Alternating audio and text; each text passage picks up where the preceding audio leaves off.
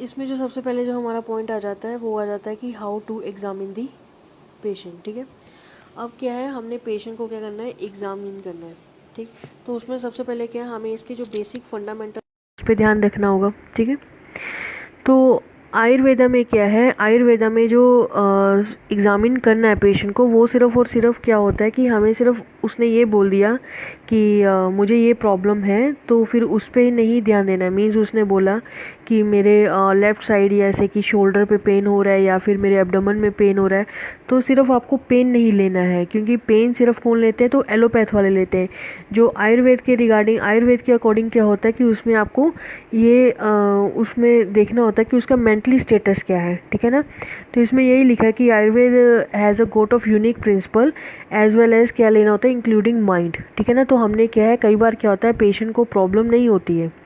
ठीक, अगर आप क्या है, अगर पास पेशेंट आपके पास आ रहा है, अगर वो ये अपनी मतलब जो भी प्रॉब्लम बता रहा है तो उसको आप सुन लो, क्योंकि उससे भी क्या होता है 90% जो पेशेंट होते हैं तो उनका क्या है ठीक हो जाते हैं उसमें। ठीक है, तो उसमें आपको ये चीज़ का ध्यान रखना है।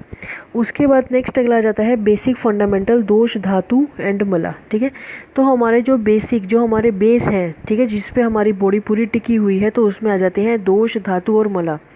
दोष के बारे में हम जानते ही हैं कि वात पित्त कफ होता है। धातु जो होते हैं सप्त धातु होते हैं, रस रक्त मांस मेद अस्थि मज्जा शुक्र। और जो मल होते हैं, मला में आ जाते हैं हमारे पुरुष व मल, मूत्र, पुरुष और श्वेत। ठीक है, 3 प्रकार के मल आ जाते हैं। ठीक है, तो ये टोटल क्या है, बताई गई बातें हैं। ठीक है, तो फर्स्ट कौन सा आ जाता है, तो आ जाता है कि फर्स्ट बेसिक जो फंडामेंटल्स है उसमें आते हैं दोष, धातु और मल। ठीक है, तो हमने दोष, धातु, मल पर ही पूरा पूरा क्या है, जब भी पेशेंट आएगा हमारे पास तो हमने उसकी ये चीज़ें देखनी होती है, जिसको हम अष्ट परीक्षा के अंतर्गत भी लेते हैं। तो जो हमारे फोकस वाले जो पॉइंट है तो उसमें कौन कौन से आ जाते हैं, तो सबसे पहले आ जाता है हमारे पास कि दोष प्रकृति। क्या आ जाता है, दोष की प्रकृति। मीन्स क्या आ जाता है, हमें सबसे पहले ये पता होना चाहिए कि जो वात पित्त और जो कफ है उसमें क्या है प्रकृति। मीन्स क्या, जो अगर वात वाला जो पेशेंट है उसके बारे में हमें नॉलेज होनी चाहिए कि जो वात वाला है वो ज़्यादा चलने में, ज़्यादा बोलने में, ज़्यादा मतलब अगर फॉर एग्ज़ाम्पल उसमें जो आपको क्या है, ये जो वातज प्रकृति है ये तो सही है, लेकिन इसके जो हमें ये तो पता लग जाता है कि कोई पतला होगा, जो उसकी हमें क्या है कोई ना कोई नाड़ी दिख रही है, मतलब इन द सेंस कि आर्टरीज वेन्स दिख रही हैं। उसमें जो जॉइंट्स है वो ज़्यादा हार्ड दिख रहे हैं। वो क्यों दिखेंगे, क्योंकि उसमें मसल्स तो होती नहीं है, जॉइंट्स भी अच्छे से उसमें दिखेंगे। ठीक है, ये चीज़ें आ जाती हैं। और इसमें जो उसका मेंटली स्टेटस होता है वो ऐसा होता है, इसका दोषज प्रकृति वालों का, वातज वालों का, उसमें क्या होता है, जो व्यक्ति होता है वो अगर आपने उसको डांट दिया अभी, ठीक है ना, तो उसको वो बुरा मान लेगा। लेकिन यही अगर 5-10 मिनट के बाद वो उसको अगर क्या है, आप लोग नहीं, मतलब इन द सेंस कि अगर आपने उससे 5-10 मिनट के बाद अगर आपने उसको फिर से अच्छे से बुला लिया, आपने उसको बोला कि नहीं आप यहाँ ऐसे हैं या वैसे हैं, यहाँ ठीक है या नहीं है, तो उससे क्या है, उससे आपको ये वो जो जितना भी आपने डांटा हुआ होगा, मतलब आपने उसकी तारीफ़ कर दी, तो जितना भी वो डांटा हुआ होगा तो उसके लिए वो सब कुछ क्या है वो भूल जाएगा उस चीज़ को। ठीक है, तो वो सारे चल जाते हैं वातज में। ठीक है, पित्तज में जो होता है वो क्रोधी होता है, उसको छोटी छोटी बात पे गुस्सा आता है। अगर भूख की बात करते हैं तो उसको भूख बहुत लगती है, वो अपनी भूख जो है वो सहन नहीं कर पाता है। और अगर उनका मेंटली स्टेटस देखें तो मेंटली स्टेटस यही है कि वो काफ़ी, उनको जो है वो अच्छी सत्व में गिना जाता है, अगर हम देखते हैं कुछ लोगों का ये कहना है।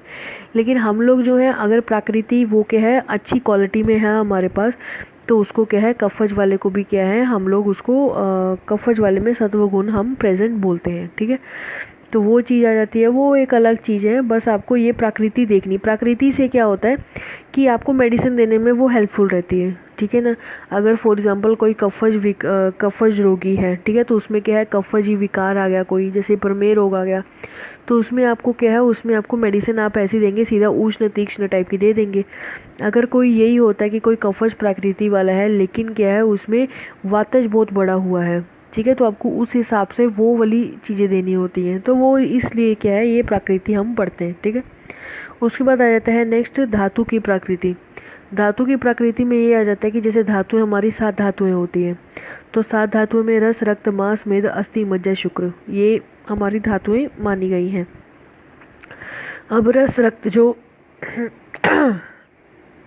जो रस रक्त है उसमें हम क्या बोलते हैं कि ठीक है, ये कफज वाली चीज़ें जैसे कि रस है उससे रक्त, रक्त से मांस में अस्थि। जो अस्थि वाली है वो ही सिर्फ एक ऐसी धातु है जो क्या है वात के लिए होती है। और यहाँ पर अगर हम प्रैक्टिकली बात करते हैं तो हम क्या करते हैं, जैसे कि फॉर एग्ज़ाम्पल किसी में क्या है, जैसे किसी को स्किन डिसऑर्डर है, ठीक है, स्किन डिसऑर्डर आ गया तो वो रक्तज व्याधि में आ गया। लेकिन अगर कोई ये बोलता है कि हाँ आपकी ग्लो नहीं है स्किन में, ठीक है, या फिर जो व्यक्ति जो है जो बहुत जल्दी डर जाते हैं, डर इन द सेंस कोई ऊंची आवाज़ में बोला एकदम से वो डर जाते हैं, सहम जाते हैं, तो इट मीन्स उसमें क्या है, मतलब वो नॉर्मली होता है, इतना ज़्यादा भी नहीं होता, लेकिन एक नॉर्मली जो लोग होते हैं कि थोड़ा सा ऊंचा बोला एकदम से डर जाते हैं, इट मीन्स क्या होता है, सीधा वो उसकी जो रस धातु होती है वो क्या होती है, कम होती है, मतलब वो क्या है, वो ख़राब होती है या उसमें क्षय होता है, क्षय बोला जाता है, वृद्धि नहीं क्षय बोला जाता है, ठीक है। तो वो आ जाती है हमारी रस।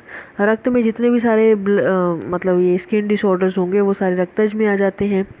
उसका रस रक्त मांस, मांस में सारी वो वाली चीज़ें आएंगी जो क्या है वृद्धिदायक टाइप की होंगी, ठीक है। या तो क्षय, क्षय में तो सिंपल बोल देंगे कि हाँ भी कि जैसे थायराइड है, ठीक है, तो थायराइड का जो एक हाइपो होता है एक हाइपर होता है, तो जो हाइपो वाली कंडीशन चली जाती है तो वो किस में चली जाती है, मांस क्षय में चली जाती है, क्योंकि उसमें क्षय होना, मेद का भी क्षय में जाएगी वो, ठीक है। तो और लेकिन इसमें जो बढ़ना होता है वो गलगंड, जैसे कि गुठलियाँ बनी होती हैं बॉडीज़ में, हर जगह पे लिम्स वगैरह बने होते हैं, तो वो जो सारी चीज़ें ली जाती हैं वो मांस में ली जाती हैं। उसके बाद मेद, अस्थि, अस्थि जो होती है ना उसका एक बहुत अच्छा एक होता है कि अगर फॉर एग्ज़ाम्पल अगर कोई पेशेंट हमारे पास आता है, आपको इसमें क्या याद करना होता है, वो आपको याद ही करना है इन चीज़ों को कि इसमें क्या आएंगे, इसमें आपको एक तो आ जाएंगे जैसे कि यहाँ पर दो धातु तो आ गए, धातुओं के क्या है मल, ठीक है, धातुओं के मल, और एक आ जाता है उपधातु, किया जाता है उपधातु, ठीक है ना। ये आपको याद करनी होती है, याद इसलिए करनी होती है, फॉर एग्जांपल हमारे पास जैसे कोई पेशेंट आया, उसने बोला आके कि कोई व्यक्ति है, उसको क्या है, उसको प्रॉब्लम है, प्रॉब्लम किस चीज़ की है, उसको हेयर लॉस बहुत हो रहे हैं, तो हेयर लॉस जो हो रहे हैं तो उसमें हम बोल सकते हैं कि हाँ भाई आप एक बार ना अपना कैल्शियम चेक करा लो, ठीक है, क्या करवा लो, कैल्शियम चेक करा लो। अब हेयर्स का कैल्शियम के साथ क्या लेना देना, वो इसलिए बोला जाता है क्योंकि जो हमारी जो अस्थि धातु है, अस्थि धातु का अगर हम देखेंगे ना उसकी उप धातुएं या उसके मल, तो वो क्या है उसमें नेक्स्ट जो आता है उसमें आ जाता है कि बाल, नख, रोम, इस तरह की चीज़ें जो होती हैं वो उसकी उपधातुएं होती हैं। कई बार क्या होता है जो हमारा बोन्स होती हैं, ठीक है, वो या कैल्शियम जो होता है वो वीक कम होता है, कैल्शियम कम होने की वजह से वो बोन्स पे तो असर करता ही करता है, लेकिन क्या है हमें जो बाल हैं तो वो भी क्या है उसमें भी प्रॉब्लम क्रिएट करता है, ठीक है ना, बाल जो झड़ते हैं उसमें भी कहीं ना कहीं कैल्शियम का भी रोल हो सकता है, इसलिए कि आपको कैल्शियम भी उसमें चेक करवाना होता है, ठीक है ना। तो यही चीज़ें आ जाती हैं सारी। उसके बाद अस्थि मज्जा, मज्जा जो होती है वो बोन मैरो के साथ कोरिलेट करते हैं मोस्टली, इसको जो जिनमें आरबीसीज का कुछ ना कुछ मतलब डिजीज़ होंगी, एरिथ्रो पॉइसिस या एरिथ्रोलाइसिस, जो इस तरह की जो चीज़ें होंगी तो उसमें सारी ये चीज़ें मज्जा में चली जाएंगी। शुक्र, जो शुक्र है तो उसका सीधा ही सीधा इनफर्टिलिटी, स्टर्लिटी, ठीक है, तो ये सारी चीज़ें हम जो है वो शुक्र व स्रोतस में साथ साथ हम मेडिसिन में या फिर देखते हैं, ठीक है। तो ये सारी हो जाती है हमारी धातु प्राकृति। उसके बाद नेक्स्ट अगला आ जाता है मल। मल का बहुत अच्छा रोल है, बिकॉज जो मल होता है, मल में हम जो अष्टविध परीक्षा जो कि योग रत्नाकर की आती है उसमें हम क्या है मल, मूत्र, नाड़ी, इन चीज़ों को देखते हैं, ठीक है। तो उसमें जैसे मूत्र होता है तो उसमें भी हम कलर अलग अलग देखते हैं। हम जो उसका चेक करते हैं जो यूरिन होता है, तो यूरिन को हम चेक करते हैं कि कौन से कलर का यूरिन आ रहा है, और अगर उसमें ये भी देखा जाता है कि अगर उसमें जैसे कि ड्रॉप डालते हैं, बहुत सारे आचार्यों का अलग अलग मत है। उस टाइम पर पहले क्या करते थे कि यूरिन ले लेते थे, अभी तो चलो हमारे पास लेबोरेटरीज आ गई हैं तो हमें उसका ही देखना चाहिए। पहले क्या था, लैब्स वगैरह नहीं थी, तो जिस वजह से क्या होता था कि मूत्र को लेते थे तो उसमें क्या करते थे कि कुछ जो ड्रॉप्स होती थी वो तेल की डाल देते थे, ठीक है, वो क्या करते थे तेल की बूंदें उसमें डाल देते थे। अब वो उसमें देखते थे कि अगर जो बिंदु है, जो तैल है, अगर तो वो उसके ऊपर है देन ठीक है, अगर वो डूब जाता है, अगर वो इधर उधर रेखाएं चली जाती हैं तो उसको साध्य असाध्य ऐसे लिया जाता था, ठीक है। मल में भी अगर देखना होता था तो ये देखते थे कि ठीक है जो मल का कलर है वो कैसा है। वो बोलते थे अगर थोड़ा सा वाइटिश टाइप में जा रहा है, मतलब थोड़ा सा लाइट कलर में जा रहा है, तो इट मीन्स क्या, उसमें कफ मीन्स उसमें आम मिला हुआ है, ठीक है। अगर ब्लैकिश में जा रहा है तो अलग डिजीज़ है, तो वो उसके साथ इन्होंने ऐसे कोरिलेट किया। जैसे जैसे हम क्या है पढ़ेंगे, जैसे जैसे क्या है हम इसमें आगे जाके पढ़ेंगे, उसमें क्या बोलते हैं इसको, मेडिसिन में मतलब जैसे जैसे हम डिजीज़ वाइज पढ़ेंगे तो जैसे जैसे जिस जिसमें बताया जाएगा तो वो हम उसको पढ़ेंगे, ठीक है। तो ये जो मल का, जो मूत्र का ज़्यादातर हम देखते हैं तो हम जॉन्डिस में देखते हैं, ठीक है। जब जैसे जैसे हम करेंगे, अभी इतनी टेंशन वाली ज़रूरत नहीं है, बस एक ही क्लिनिकली आपको क्या क्या चीज़ें नोटिस करनी है वही चीज़ यहाँ पर बताई जा रही है। नेक्स्ट अगला आ जाता है हमारे पास साम और निराम। साम और निराम जो अवस्था होती है वो काफ़ी इंपॉर्टेंट मानी जाती है। बिकॉज साम और निराम क्यों इंपॉर्टेंट है, क्योंकि कोई भी हमारे पास जैसे हमारी बॉडी में क्या है, दोष तो पहले से प्रेजेंट होते हैं, तो वो किस अवस्था में है, साम अवस्था में है या निराम अवस्था में है, ये चीज़ मेन देखने वाली होती है। जैसे फॉर एग्ज़ाम्पल है वात है, वात पित्त कफ है, अगर तो वो निराम अवस्था में है, इट मीन्स क्या है कि जो हमारे दोष धातु जो मल है वो अभी सही है, ठीक है ना। हमारे जो दोष हैं वो क्या है, निराम। निराम का मतलब कि आम से बिना, मतलब कि वो क्या है, वो जो भी अपना कार्य करेंगे तो उसमें क्या है वो अपनी क्वालिटी वाला काम करेंगे, ठीक है ना। तो उसमें क्या है कोई आम एक्चुअली क्या होता है, एक तरह से इनडाइजेशन का एक वो पार्ट होता है जो कि इनडायरेक्टली कफ को ही बढ़ाता है, ठीक है। वो अगर जहाँ पर भी आम आता है तो हमारे दिमाग में सबसे पहले एक ही चीज़ स्ट्राइक करती है कि इसमें क्या है, कफ जो है वो बढ़ा हुआ है, जिसकी वजह से जो जठर अग्नि है वो क्या है, वीक है, वीक होने की वजह से क्या है वो प्रॉब्लम क्रिएट कर रही है, ठीक है। तो ये क्या आ जाता है, साम और निराम आ जाता है। निराम अवस्था को निराम हो गया, वो साम अवस्था वो आ जाती है जैसे कि हम किसी पार्टी में गए, ठीक है। अब यही देख लेते हैं, एक छोटा सा एग्जांपल होता है। हम किसी पार्टी में गए, पार्टी में हमने क्या किया, अध्याशन किया। अध्याशन का मतलब क्या होता है, अजीर्ण होने पर भी, इनडाइजेशन होने पर भी, लेकिन हमने पार्टी में देखा बहुत कुछ है खाने को, तो हमने क्या है वो चीज़ें खा ली। वो खाने के बाद क्या है, हमें हमारा जो मतलब इनडाइजेशन की प्रॉब्लम, तो इनडाइजेशन का मतलब ये यहाँ पर हुई। पहले क्या था कि पहले जैसे कि हमने कुछ दोपहर में खाया, वो अभी अच्छे से पचा नहीं है, ठीक है ना। अकॉर्डिंग टू आयुर्वेद में क्या होता है, जब तक आपको पहला खाना नहीं पच जाता तब तक आप दूसरा नहीं खाना चाहिए, ये आयुर्वेद का मानना है। तभी तो पहले टाइम पर क्या था कि लोग कम खाते थे, ठीक है, 2 टाइम खाते थे, ये जैसे भी है, तो इसलिए खाते थे कि जो भी पहला हुआ खाना है वो पच जाए। लेकिन यहाँ पर क्या है, अगर आपने शाम का अगर ब्रेकफास्ट किया है, ठीक है, तो उसके बाद आपको अगर 7 बजे या 8 बजे कहीं पार्टी पे जाना है या कहीं भी, मतलब कोई भी टाइम पे, अगर आपने पहले से खाना खाया वो पचा नहीं है, ठीक है ना, वो अभी अजीर्ण अवस्था में, जीर्ण नहीं हुआ है, मतलब डाइजेशन नहीं हुआ है, फिर भी आप उसको ले लेते हैं, तो उससे क्या है, उससे आपको एक लगता है ना आपको पार्टी में जाकर कि पेट क्या है ज़्यादा भर गया है, मतलब हमने ज़्यादा खा पी लिया है। तो उससे क्या होता है, उससे फिर नेक्स्ट जो जैसे जो कुछ पार्टीज़ होती हैं उसमें क्या है वो भी मिलता है, क्या बोलते हैं उसको, पान, ठीक है। जैसे कि हमने उसके ऊपर से क्या है पान खा लिया। पान का एक अच्छा सा होता है कि वो डाइजेशन में थोड़ा सा हेल्पफुल होता है, ठीक है ना। तो वो क्या है, वो स्टार्टिंग में आपको आपके लिए क्या है वो अच्छा साबित होगा, ठीक है ना, वो अच्छा है। लेकिन क्या है कि आपको जब आप घर आएंगे ना तो आपको एक माइल्ड सा क्या होगा, डायरिया, ठीक है, mild, not moderate condition. Diarrhoea means आपको जो मोशन है वो क्या है क्लियर नहीं हो पाएगा, ठीक है ना। और क्या है, ये चीज़ें नॉर्मली दिखती हैं, ठीक है ना। हाँ, जिसकी अगर आप बोल दें कि कोई ऐसे भी होंगे वो बोलेंगे नहीं ऐसा तो होता ही नहीं है, हाँ ऐसा भी नहीं होता है, क्योंकि ये चीज़ें उनको होंगी जिनका जो जठर अग्नि है वो अच्छी नहीं है, मीन्स उनमें जो अग्नि है वो क्या है, वो अभी विषम है या फिर मंद अग्नि है, सम होगी या तीक्ष्ण होगी। तीक्ष्ण होगी वो तो सब कुछ ही खा पी कर जला देगी, लेकिन अगर मंद होगी तो वो क्या है वो डाइजेस्ट नहीं कर पाएगी। तो इसलिए क्या है कि उसमें ये चीज़ें हो गई। उसको होना चाहिए माइल्ड, क्या होना चाहिए, अतिसार होना चाहिए। लेकिन अगर उसमें कौन सी कंडीशन आ जाए, स आम वाली, ठीक है, कौन सी आ जाए, स आम वाली।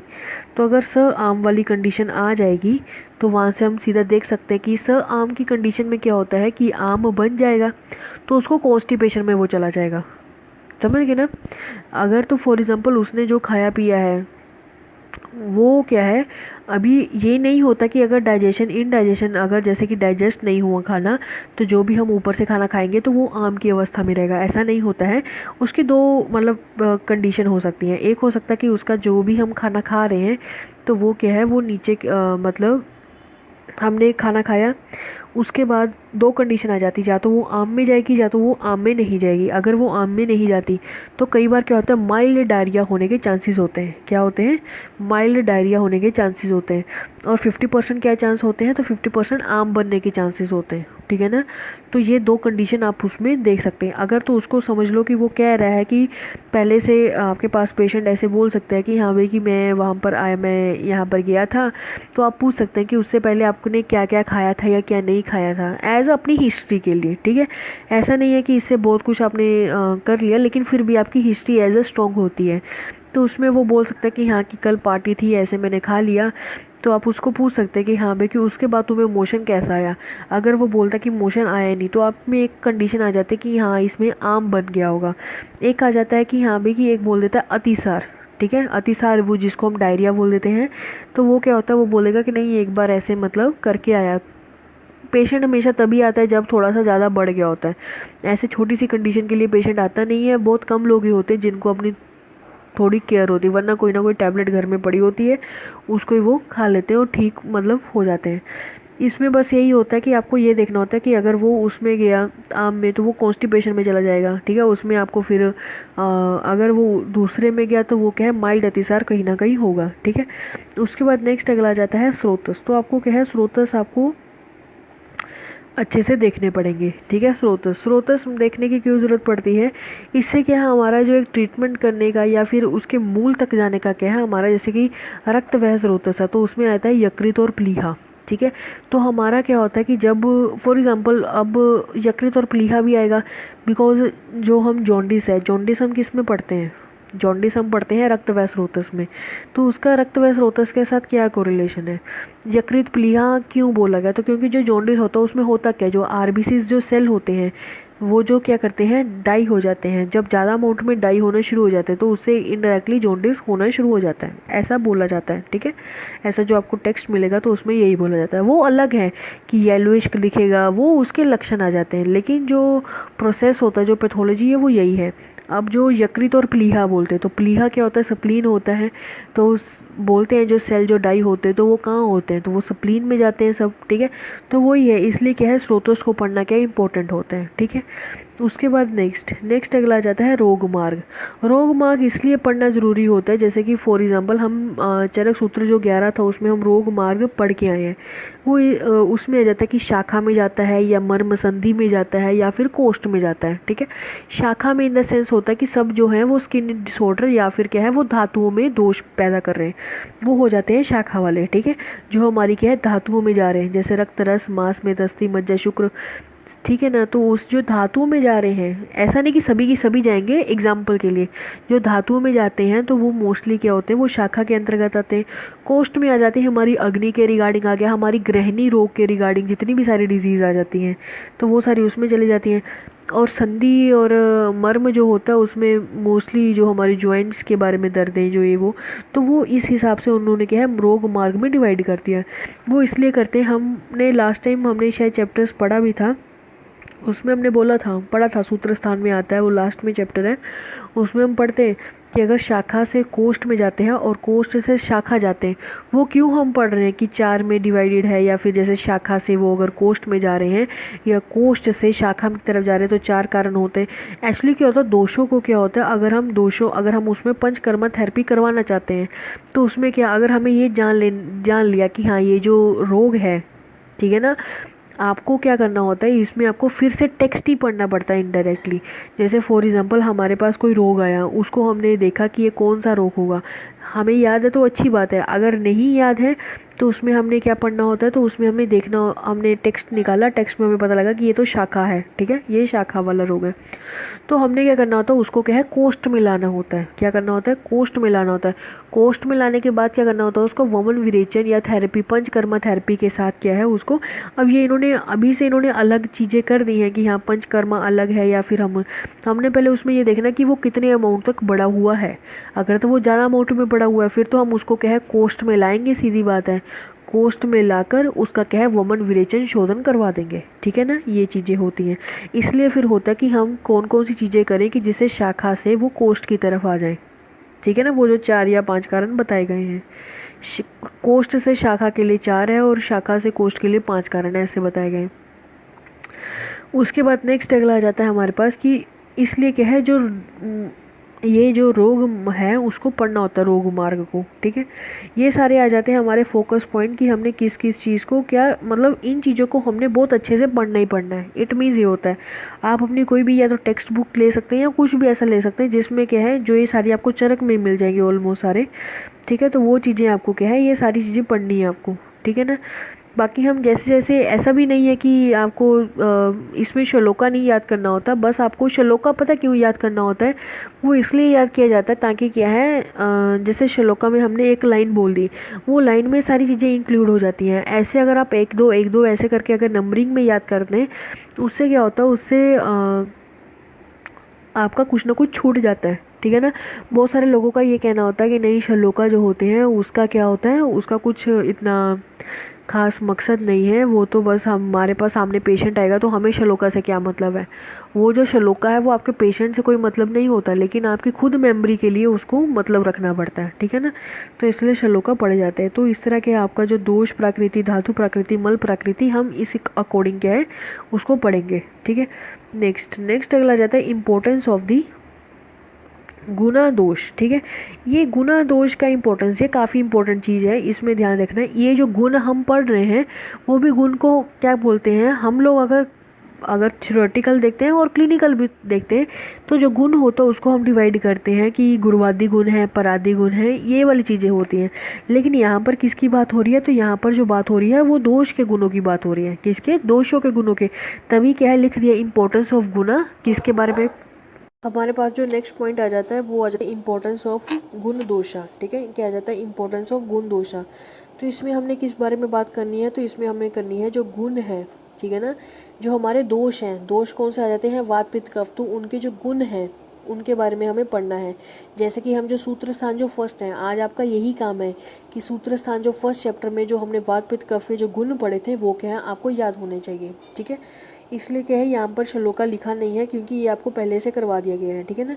तो उसमें आपको क्या है, उसमें आपको वात पित्त कफ के जो गुण हैं, ठीक है ना, वो आपको याद करना, वो मैंडेटरी है याद करना। वो क्यों याद करना मैंडेटरी है, उसमें वो एग्जाम्पल दिए गए हैं। अब जैसे कि हमारे पास क्लिनिक में कोई पेशेंट आता है, उसने हम जो उसको देखते हैं, अगर हम एज अ क्लिनिकली देखते हैं तो हम उसमें प्रकर्शन करते हैं, पल्सेशन करते हैं, अस्कल्टेशन करते हैं, तो ये चीज़ें सारी आ जाती हैं। उसी कोई जो हम अगर आयुर्वेद की बात करें तो वो आ जाती है सारी मॉडर्न की, जो हम 4 चीज़ें पढ़ते हैं। हम अगर आयुर्वेद की बात करते हैं तो उसमें हमने त्रिविध परीक्षा करनी होती है। त्रिविध परीक्षा में आता है दर्शन, स्पर्शन और प्रशन, ठीक है। ये कौन सी आ जाती हैं, त्रिविध परीक्षाएँ आ जाती हैं। तो उसमें क्या आता है दर्शन, दर्शन से मतलब क्या, इंस्पेक्शन करना, ठीक है। उसमें इंस्पेक्शन, पाल्पेशन, प्रकर्शन और अस्कल्टेशन ऐसे आता है। स्पर्शन का किसके साथ, पाल्पेशन के साथ, प्रकर्शन के साथ, ऐसे भी हम उसको कोरिलेट कर सकते हैं, ठीक है। लेकिन हम अभी मॉडर्न के बारे में बात नहीं कर रहे हैं, हम लोग बात कर रहे हैं आयुर्वेद की। तो उसमें आता है स्पर्श। तो स्पर्श हम मोस्टली किन जगहों पे करते हैं, जैसे कि किसी को फीवर आ गया या फिर किसी के क्या है अडीमा है, या फिर मतलब कोई भी ऐसी जगह जहाँ पर हमें क्या है स्पर्शन करने का ज्ञान करने की ज़रूरत है, तो वहाँ हमने स्पर्श करके देखना है। तो वहाँ उन्होंने एक एग्जाम्पल हमने दिया हुआ है कि हम लोग कैसे उसको क्या है देख सकते हैं। फॉर एग्जाम्पल क्या बोला गया कि ऑन अ स्पर्श एग्जामिनेशन, ठीक है। हमें इंपॉर्टेंस ऑफ गुण पढ़ने की ज़रूरत क्यों है, ठीक है। तो उस रिगार्डिंग हमने क्या है ये चीज़ बताई गई है। अगर क्या है कोई स्पर्श वाले कोई उसमें चला जाता है, ठीक है ना, स्पर्शन में चला जाता है, तो उसमें हमें क्या क्या चीज़ दिखने को मिलती है। तो उसमें आता है इफ़ वी फाउंड, ठीक है ना, अगर हमने हाथ लगाया है बॉडी पे, तो या फिर कोई भी ए पार्ट ऑफ एरिया पे, मतलब कोई भी बॉडी के कोई भी पार्ट पे अगर हमने हाथ लगाया है तो वहाँ हमें क्या फील हो रहा है, रफ़, ठीक है ना, रफ़ फील हो रहा है। तो रफ़ जो होता है इट मीन्स क्या होता है, रूक्ष, ठीक है ना। तो रूक्ष होता है, इट मीन्स हमें समझ लेना चाहिए कि वो जो एरिया है, ठीक है, रफ़ के साथ अगर हमें शीत गुण भी अगर दिखता है, ठीक है ना, जो शीत है वो भी वात का गुण है। तो अगर हमें थोड़ी वो ठंडी जगह दिख रही है और थोड़ा सा क्या है वहाँ पर अगर हम हाथ लगा रहे हैं, सॉफ्टनेस नहीं है, थोड़ा खुरदरापन है, ठीक है, रफनेस है, तो उसको हम क्या बोल लेते हैं कि उसमें जो वात है वो प्रकोपित हुआ है। उसी हिसाब से नेक्स्ट जो आ जाता है उसमें बोला गया है कि अगर कोई उष्ण गुण है, मीन्स हाई टेम्परेचर वाला कोई, जैसे हमने हाथ लगाया तो हमें गर्म महसूस हुआ, तो उसमें हम समझ लेते हैं कि ये पित्त है, हाई टेम्परेचर है और सस्निग्धम बोलते हैं हम इसको, ठीक है ना, द्रवम सस्निग्धम। तो जो स्निग्ध होगा और साथ में हाई टेम्परेचर होगा तो उसको हम मान लेते हैं कि ये क्या आ जाता है, तो ये हमारा आ जाता है हमारा पित्त का प्रकोप, ठीक है।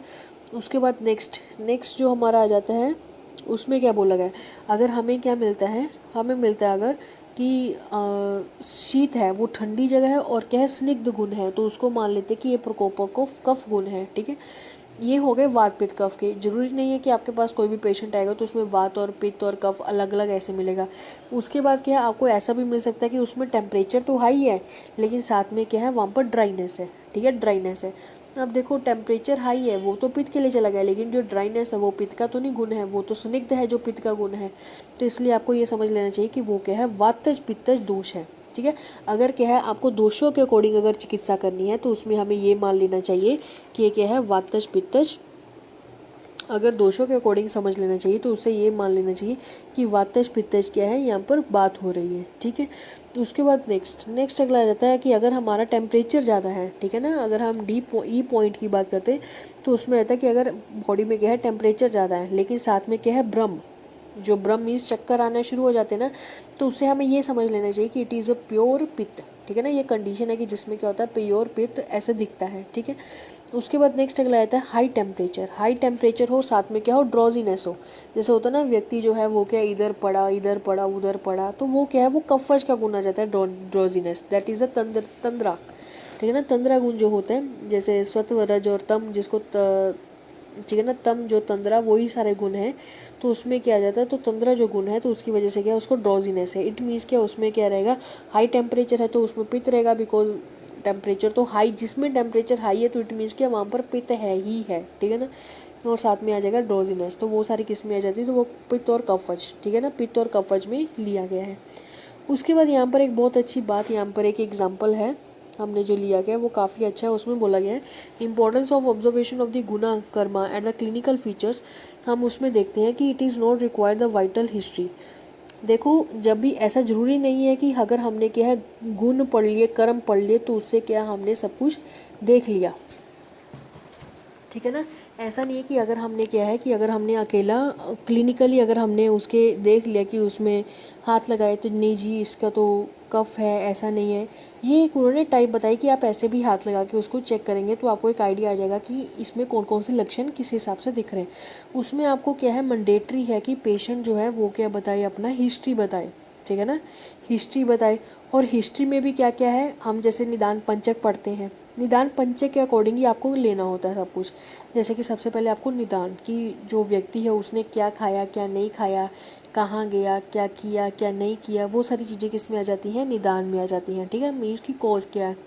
उसके बाद आ जाता है हमें कि एक क्ल्यू मिल जाता है हमें, ठीक है ना, यहाँ पर लिखा हुआ है कि so it gives to a clue, ठीक है ना। अगर आप इसकी 1 2 3 4 फिफ्थ लाइन में देखेंगे तो आया था कि so it's given a clue to drive a diagnose of the rog and the dosha, ठीक है ना। तो उससे क्या हमें क्ल्यू मिल जाता कि हाँ कि यही पक्का क्या है दोष के, मतलब दोष का कारण यही है। जैसे एग्जांपल दिया हुआ है कि अगर पेशेंट है वो हमारे पास आता है, वो बोलता है कि मुझे क्या है कोल्ड हो गया है, ठीक है, क्या हो गया, कोल्ड हो गया। तो कोल्ड में हम क्या देखते हैं, तो उसमें भी एक चीज़ है, यहाँ पर एक एग्जाम्पल दी गई है, वो आप एग्जाम्पल को समझना, ठीक है। उसके बाद पेशेंट पे एग्जाम्पल बताएंगे, ठीक है। तो जैसे यहाँ पर बताया गया कि patient is come is a suffering with from a cold, ठीक है। उसमें हमने ये चीज़ देख ली है, कोल्ड है, उन्होंने बोल दिया अगर वो जो कोल्ड है अगर वो एयर कंडीशनर में रहा है, मीन्स वो अगर वो एसी में रहा है, एक्सपोजर टू एसी है, तो उसमें कैसी जो कौन सी वायु उसमें आई होगी, तो रुक्ष वायु आई होगी। एग्जाम्पल है, ठीक है ना। हम जो वायु भी पढ़ते हैं तो उसमें भी आता है कि कौन सी वायु लेते हैं, ठीक है, रुक्ष है या स्निग्ध है। तो उन्होंने बोल दिया कि अगर एयर कंडीशन के साथ एक्सपोजर किया होगा तो उसमें कौन सी है, तो उसमें रुक्ष वायु होगी। और स्निग्ध शीतल वायु कौन सी होगी, वो जब वो क्या है किसके साथ एक्सपोजर किया होगा, तो एयर कूलर के साथ, कूलर जो होता है जिसमें पानी डाल के चलाते हैं। तो उन्होंने वही है कि अगर इसमें यही चीज़ें देखी जाती हैं। उसी प्रकार से क्या है जब हम क्या है कि जो पेशेंट है उसको अगर क्या है हम देखते हैं, ठीक है। सिमिलरली से देखो यहाँ पर ये देखो यहाँ से सिमिलरली, ठीक है। यहाँ से देखो कि एक एग्जाम्पल था बताने का कि हमें उसको कैसे देखना है, कि जैसे कि अगर हम बैठे भी हैं यहाँ पर, अगर हम बैठते हैं तो हम क्या है, जैसे जो बरसात का मौसम होता है तो उसमें भी क्या है, हम ये नहीं चला सकते हैं कूलर वगैरह। वो क्यों नहीं चला सकते हैं? बिकॉज वहाँ पर ह्यूमिडिटी, ये वो नमनेस, एज अ गीलापन, चिपचिपापन वैसा रहेगा। तो एयर कंडीशन जो होगा उसमें एकदम ड्राइनेस के साथ एकदम हवा आती है। तो उन्होंने वो एक एग्जांपल दिया था, तो उसमें बोल दिया कि सिमिलरली अगर कोई, उसमें क्या एक एग्जांपल दिया गया है कि अगर सिमिलरली, ठीक है, कि अगर क्या है एक पेशेंट है, ठीक है, तो उसको क्या है, अगर वो आइसक्रीम, ठीक है, आइसक्रीम वगैरह ले रहा है तो उसे समझ लेना चाहिए कि वो क्या है, गुरु स्निग्ध नेचर का है, which is a cough in nature, ठीक है, विच इज़ क्या है, कफ इन नेचर है। देयर इज़ अ कफज, उसको क्या है, कफज के साथ ही मतलब व्यक्ति को क्या है, गुरुवादी गुण को देखकर, गुरुवादी गुण जैसे कि हम लोग बोल रहे हैं कि गुरुवादी गुण जैसे कि पढ़ना जरूरी है, एक मिनट, जैसे कि हम लोग बोल रहे हैं कि गुरुवादी गुण कि वात पित्त कफ या धातु दोष मल वो पढ़ना इंपॉर्टेंट है, वैसे क्या है जो गुरुवादी गुण होते हैं वो भी पढ़ना क्या है, इंपॉर्टेंट है। उसके बारे में हम अभी चर्चा करेंगे। इसमें सिंपल आपको ये देखना है कि जो व्यक्ति है उसको क्या क्या चीज़ों के साथ प्रॉब्लम हुई है। अगर तो जो पेशेंट है वो ये बोल रहा है, मतलब कि डायग्नोज भी उतना ही इंपॉर्टेंट है। अगर उसने आइसक्रीम वगैरह खाई है तो इट मीन्स हमें ये समझ लेना चाहिए कि उसको गुरु स्निग्ध नेचर का है। अगर कोई बोल रहा है कि नहीं वो तो कहीं बाहर गया था तो वहाँ उसको ठंड लगी, तो ठीक है ना, अब कौन सी एयर में वो जा रहा है तो उसके साथ भी हम कोरिलेट करके क्या है, कुछ लोग जो हैं वो क्या है उसके साथ हम ट्रीटमेंट करते हैं। तो आपको क्या है, गुरुवादी गुण जो है आपको एक भेजा होगा गुरुवादी गुण का, उसको पढ़ना बहुत इंपॉर्टेंट है, ठीक है। हैं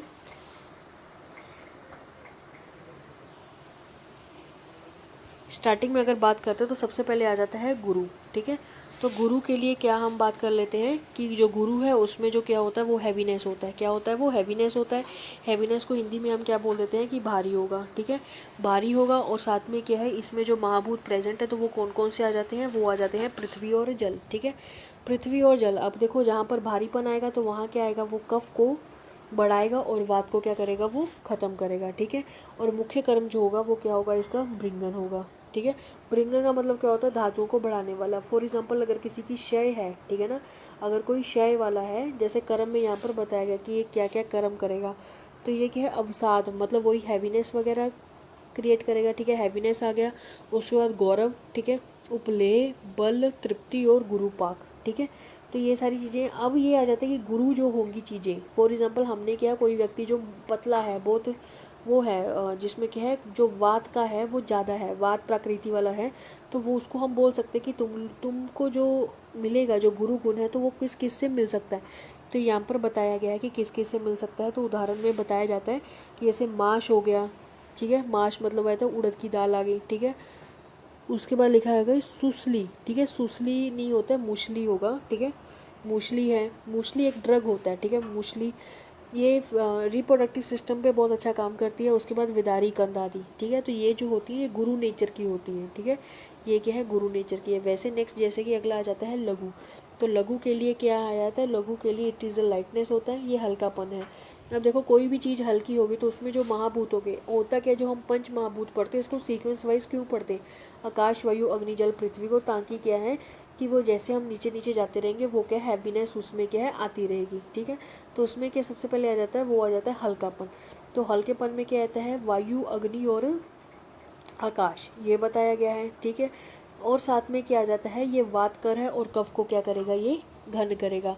इसमें नेक्स्ट अगला आता है लंघन। क्या आ जाता है, लंघन, ठीक है। क्या इसमें आ जाता है, तो आ जाता है इसमें लंघन। तो लंघन का आपको ध्यान रखना कि ये लंघन कर्म करवाता है। जो हम लंघन पढ़ चुके हैं ना, तो वही है कि ये लंघन कर्म करवाता है। तो लंघन अगर कोई व्यक्ति को करते तो उससे क्या है, जैसे कि आपके पास कोई कफज प्रकृति वाला आ गया तो उसमें हमने आपको सीधा क्या करवाना है, तो लंघन करवाना है। तो लंघन से क्या होगा, एक तो उसमें उत्साह आएगा, स्फूर्ति, मल क्षय, अतृप्ति, दौर्बल्य, ठीक है, कृष्णता, जो भी मतलब जो कफज जितनी भी सारी व्याधियाँ आएंगी, अगर हमने लंघन बोला, इसके जो उदाहरण है, आपको उदाहरण मोस्टली याद करने, बिकॉज आप क्लिनिकली अगर देख रहे हैं तो उसमें क्या देखना होता है, तो उसमें आ जाता है सबसे पहले कि मुगध मीन्स, मुगध का मतलब क्या होता है, तो मुगध में आ जाती है आपकी दाल आ जाती है मूंग की दाल, ठीक है। लाजा, पिपली, जटामांसी, ये सारे ड्रग्स हैं, ठीक है। जटामांसी, पिपली, तो उसको हम क्या है दे सकते हैं। नेक्स्ट अगला आ जाता है शीत। शीत जो होता है उसको क्या हम बोलते हैं, कोल्ड। ठंडे के साथ है, ठंडक है, जल है, ठीक है। और नेक्स्ट कौन सा आता है कि ये वात श्लेष्म कर है, मतलब वात को और कफ को ये बढ़ाने वाला है और पित्त को कम करने वाला है। बिकॉज वही है कि सबसे पहले जो इसका बेस है वो त्रिगुण ही है, मतलब त्रिगुण इन द सेंस त्रिदोषों के जो गुण हैं वो ही इंपॉर्टेंट है। अगर पहले आप जब तक उसको नहीं याद कर लेते, रट नहीं लेते, तब तक कुछ नहीं है। अब शीत गुण जो है वो वात में भी आता है और कफ में भी आता है, तो इसलिए क्या आ जाता है कि ये वात और श्लेष्म कर होता है, और पित्त को क्या है वो कम करने वाला होता है, ठीक है। तो इसमें नेक्स्ट अगला आता है स्तंभन, ठीक है। वो क्या करता है, स्तंभन। स्तंभन का काम क्या होता है, रोकना होता है। तो इसमें बोला गया कि हम किस में हम कर्म कर सकते हैं, तो मूर्छा, तृष्णा, दाह का नाश, स्निग्ध, पिछलता, ठीक है, जीवन और क्लेद, इसके लिए है। इसमें जो इम्पोर्टेंट है वो आ जाता है चंदन। फॉर एग्जाम्पल कोई व्यक्ति आपके पास आएगा, वो बोलेगा कि नहीं मुझे पसीना बहुत आता है या मेरे हाथ पैर हमेशा गर्म रहते हैं, तो आप उसको एडवाइस कर सकते हैं कि ये जो शीत वाला है, बिकॉज देखो शीत गुण है, तो शीत गुण के एग्जाम्पल कौन कौन से आते हो, आप बोल सकते हैं कि चंदन, खसखस, ठीक है, कमल, नारियल आदि का क्या है वो लेप लगा सकता है। नारियल खाने वाला, मतलब नारियल को खा सकता है, चंदन का लेप लगा सकता है, जो चीज़ें खाने वाली हैं वो खाएगा, ठीक है। नेक्स्ट अगला आता है उष्ण। तो उष्ण जो होता है वो क्या होता है, वो करता है हीट का, ठीक है। तो आता है गर्मी। कोई व्यक्ति ऐसे होते हैं जो बोलते हैं कि नहीं हमारे हाथ पैर हमेशा ठंडे रहते हैं, तो उनको हम क्या बोल सकते हैं, तो उसमें आपको यही चीज़ें याद रही तो अच्छी बात है कि अग्नि है, वात श्लेषम को क्या करेगा, वो खत्म करेगा, पित्त को बढ़ाएगा, क्योंकि जहाँ पर भी उष्ण रहेगा वहाँ पित्त ही रहेगा, ठीक है। और क्या करेगा, वो स्वेदन है, ठीक है। स्वेदन करेगा तो मूर्छा दाह, पहले ऊपर देखो तो वहाँ क्या लिखा होता है कि मूर्छा दाह तृष्णा को वो क्या करता है, कम करता है। लेकिन यहाँ पर क्या है, जो मूर्छा दाह तृष्णा है उसको क्या है, उसको बढ़ा देता है, बिकॉज अग्नि है, ठीक है। श्वेत की उत्पत्ति हो जाती है। ये चीज़ें पढ़ लेते हैं हम लोग। इसमें इसमें देख लो कि एग्जाम्पल क्या दिया गया, जैसे उसको चव्य चित्र, जिसमें क्या है वो उष्ण टाइप के होते हैं, ठीक है। हम जैसे कि मरीच है, मरीच तो हम लोग वैसे ही यूज़ करते हैं खाने में, काली मिर्च जो होती है, तो मरीच है, चव्य चित्र, गुगुल, तो इसको हम क्या है यूज़ करवा सकते हैं।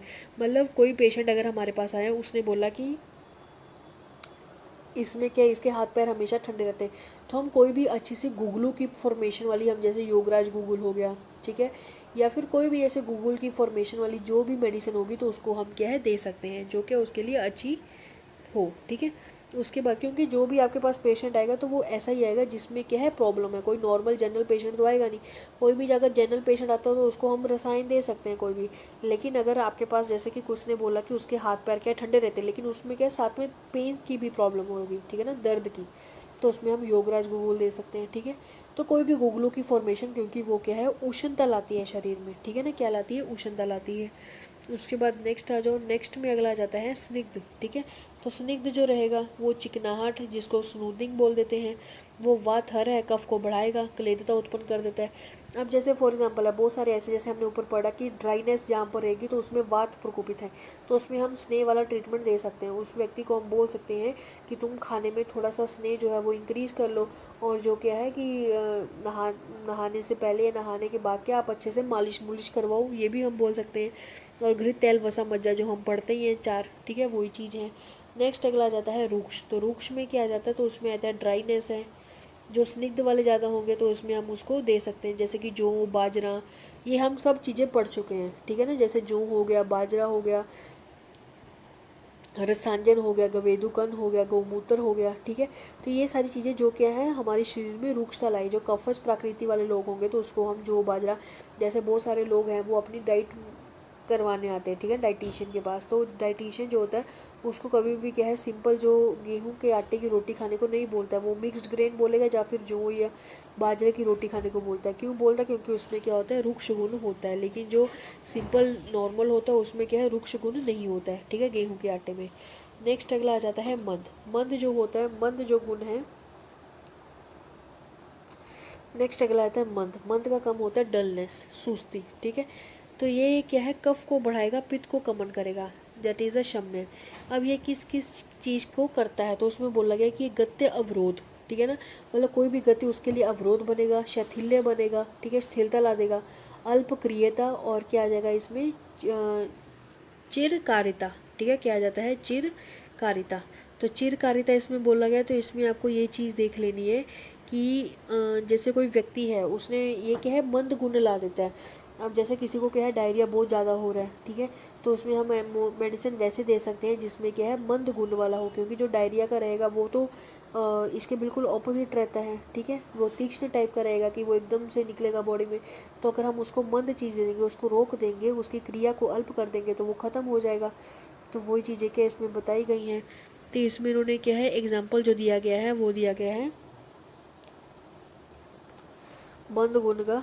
तो मंद गुण में इन्होंने बोला गया है, एक मिनट,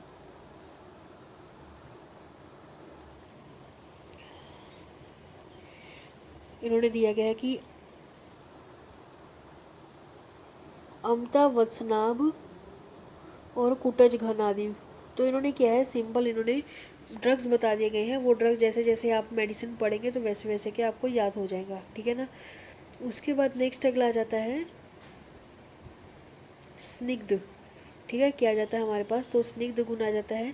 तो स्निग्ध हो गया हमारा मंद। तीक्ष्ण, तीक्ष्ण हो जाता है कि शार्पनेस है।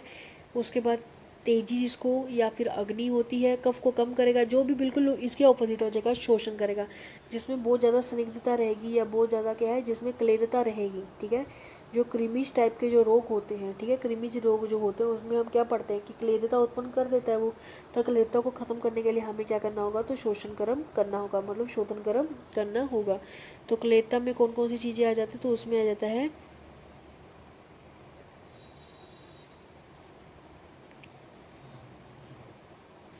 जयपाल हो गया, मरीच, पिपली और सोंठ, ठीक है। ये सारी चीज़ें बताई गई हैं। आपका जो काम रहेगा वो ये रहेगा कि स्थिरता, सर, मृदु, काठिन्य, ठीक है, ये देखो। अब सिंपल हम क्या बोल देते हैं कि तीक्ष्णता है, तीक्ष्णता रहेगी तो शार्पनेस है। स्थिरता, उसका काम क्या होगा, that is a immobility. Immobility का वही काम है कि हमने ऐसा कोई ड्रग लेना है जिसका क्या काम होगा, जैसे स्थिरता है, स्थिरता में आ जाता है इमोबिलिटी। तो इमोबिलिटी का काम क्या होता है कि किसी की जो गति है उसको क्या कर देना, ख़त्म कर देना। किसी की गति को क्या करना, हमने ख़त्म कर देना। और वो ख़त्म कब हो सकती है, तो वो ख़त्म तभी होगी जब उसमें जो गुण होगा, ठीक है ना, जो हम पढ़ रहे हैं, जिसमें जो गुण होगा वो क्या है, कफ को बढ़ाने वाला होगा, ठीक है।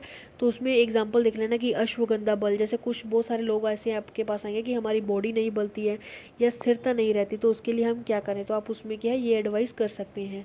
मोबिलिटी, मोबिलिटी होती है गतिशील, गतिशील में आता है कि वात कारक होना चाहिए।